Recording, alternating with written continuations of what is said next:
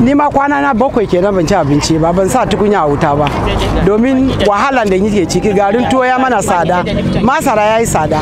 Ina zama da yunwa, ko yau ma na tashi Lifton ne kawai na sha sai na zo nan wuri din. To jama'a masu bibiyan mu muna godiya.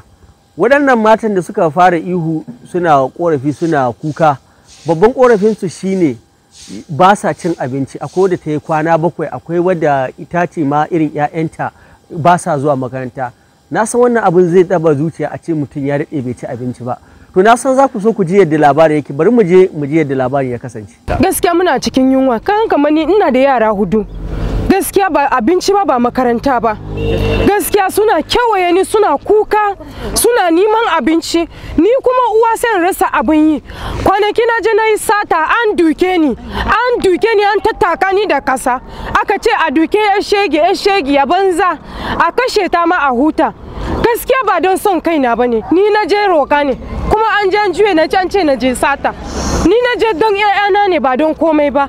'Ya'yana suna zuwa makaranta, ba sa zuwa makaranta ba, amma yanzu kudin da zan doki kama in kai su je makarantar ban da shi yanzu. 'Ya'yana sun yi kusan sati yanzu ba abinci ci, ba kudin makarantar, ba ni nan ma da wanda zan ba su ce wani gashi ka je makaranta da shi. Gaskiya ban da shi, takardun ma ba su da abin rubutawa, pencil ba su da shi, biro ba su da shi. Garin tuwo yanzu ya zama 1000. Ina za mu ga kanmu mun samu inda za mu shiga a Najeriya. Kan da Allah, in na girka yau gobe ba zan samu ba, in na girka gobe zan samu, Allah na rufa dai asiri. Wataran rayuwar garin kwaki ne, wataran na Lipton, wataran kuma na abinci, abinda Allah ya hore duka dai ana godiya ga shi. A ce ƴaƴana 6. To amma kuna da masu kuɗi, ba ku taba kai ko kai bane. To kowa yanzu daga gwauri sai gwiwa, duk inda ka je ka ce wai sai a ce wai.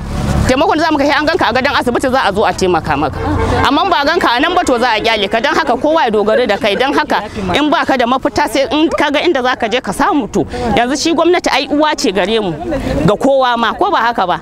To shi yasa muka kawo kokenmu, muka zauna muka yi shawara, muka ce gwara mu kawo kokenmu ga gwamnati mai girma mai adalci, gwamna. In abin ya kai gare shi dan Allah a taimaka mana. Gaskiya yunwa zai kashe mu, mazaje mu ba su da aikin yi. Muna so a taimaka mana, taimakon ta zo kuma ta gefen mu.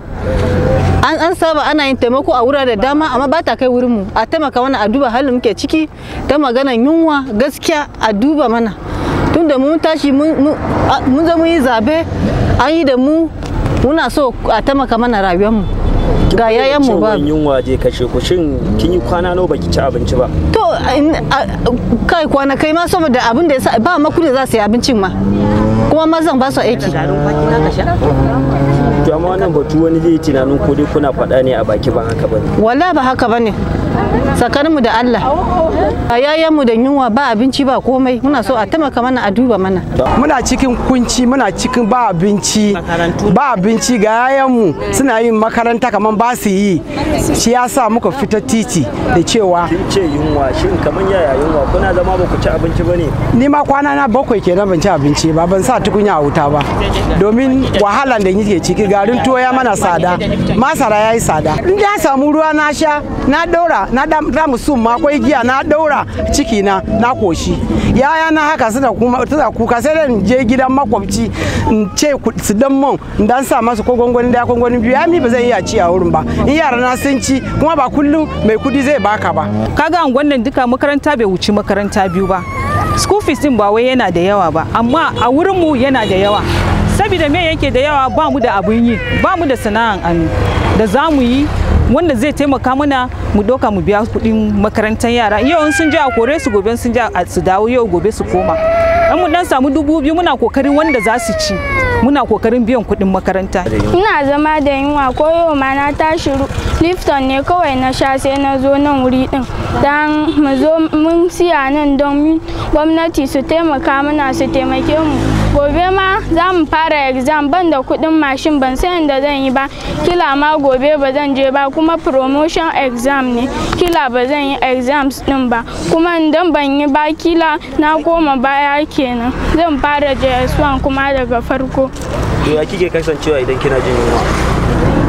To inda ina zama da kakana ne, har ciwon ciki yakan kama ni, sai ta kuma ta kuka, har ta je tana roƙon abinci, sai ta zo ta ba mu ci da kannena. To masu bibiyan mu muna godiya. Wannan dai abun a duba ne, a taimaka. Yanzu rayuwa ta yi tsada.